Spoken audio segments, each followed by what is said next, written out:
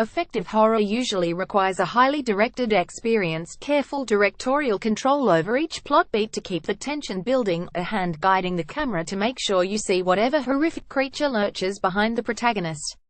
The Evil Within 2 turns this genre necessity on its head, allowing you to explore at your own pace but, as if by magic, without lessening the pressure necessary for horror to be scary. 2014's The Evil Within wasn't nearly this ambitious. Despite work from major names such as Resident Evil mastermind Shinji Mikami, that debut effort from developer Tango Gameworks was somewhat disappointing. Though it had a great setting, it had no sense of pacing, an abundance of frustrating boss fights and boring writing that made it hard to care about the characters. I'm currently 8 hours into The Evil Within 2, and what's most impressive so far is how this sequel addresses each individual complaint about the first game one by one, like it's working through a checklist. And it does all of this on top of greatly expanding in scope and freedom.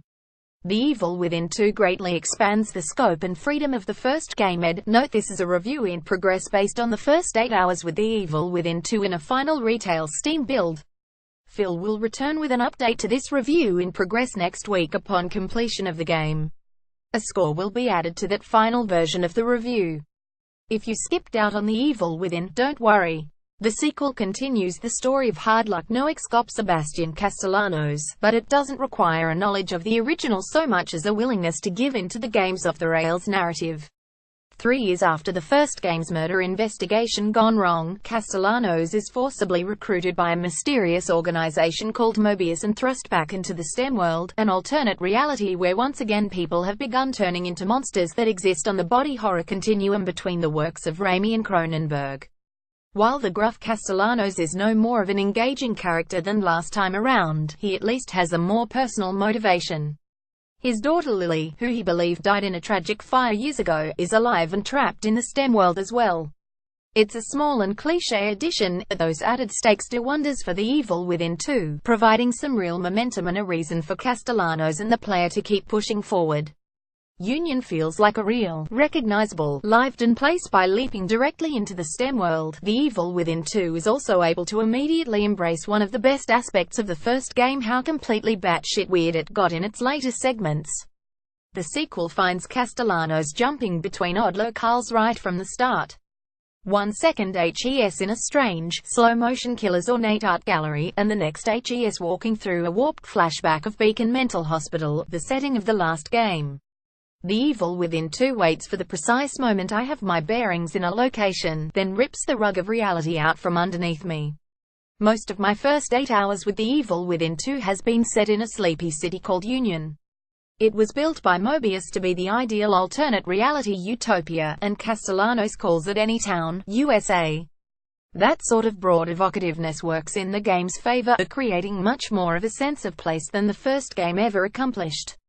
Tacky art hangs on walls, neon signs flicker above small-town shops, and mundane junk litters closets and office desks.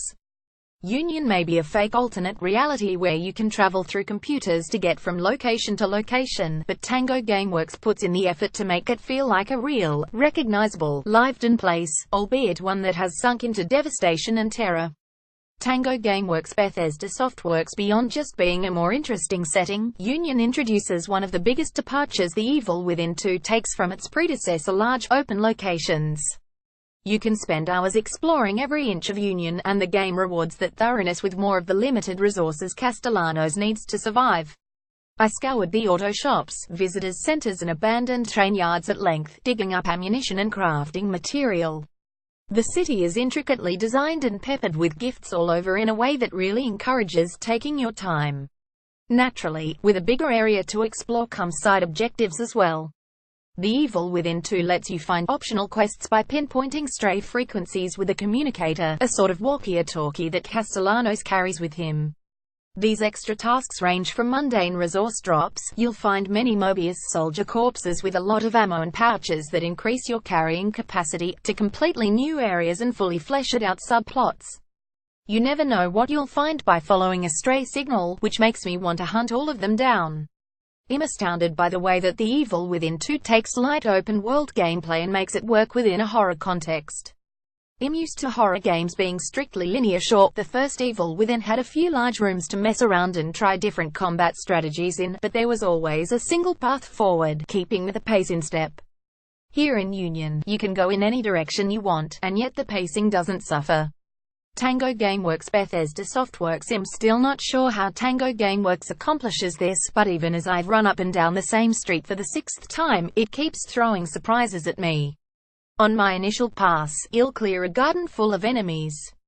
The next time through, a new one has spawned in a just hidden in a location to make me jump with surprise. Or I'll run past a house I've already rummaged through, but I'll hear a woman screaming, pulling me back to find something new and shocking. I don't know if the Evil Within 2 will be able to work this magic right up until the credits, which seem a lot further off than they did in the first game, but for now, I'm extremely impressed. The game just keeps tossing everything it has at me, and every time I think I've seen it all, it gives me some unique revelation, some dreadful apparition I've yet to encounter.